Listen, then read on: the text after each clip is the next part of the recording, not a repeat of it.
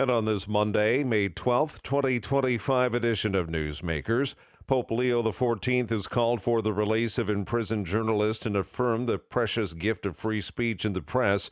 He spoke in an audience with some of the 6,000 journalists who descended on Rome to cover his election as the first American pontiff. Leo received a standing ovation as he entered the Vatican auditorium for his first meeting with representatives of the general public. The 69-year-old Augustinian missionary, elected in a 24-hour conclave last week, called for journalists to use words for peace, to reject war, and to give voice to the voiceless. The Episcopal Church's migration service is refusing a directive from the U.S. federal government to help resettle white South Africans granted refugee status, citing the church's long-standing commitment to racial justice and reconciliation. Presiding Bishop Sean Rowe announced the step one day after 49 South Africans left their homeland bound for new homes. Rowe said Episcopal Migration Ministries instead will halt its decades-long partnership with the government.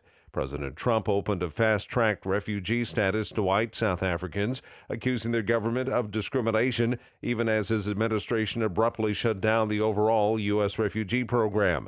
South Africa's government has vehemently denied allegations of discriminatory treatment of its white minority residents. Meanwhile, another faith-based group, Church World Service, said it is open to helping resettle the Afrikaners.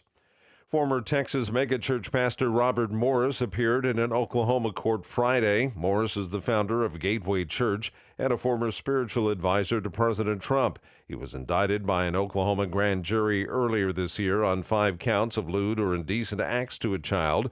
The alleged abuse took place in the 1980s at the girl's family home in Hominy, Oklahoma, when Morris was a traveling minister. The appearance lasted for about a minute as the judge set a September 4th preliminary hearing date. The 63-year-old has already entered a not guilty plea. Morris resigned from Gateway Church last June, admitting to inappropriate sexual behavior in the 1980s. Prayer in sports is pretty common. Texas is looking to allow coaches and teachers to engage in religious speech while on duty. Public school employees do not check their First Amendment rights when they walk through the door of our schools.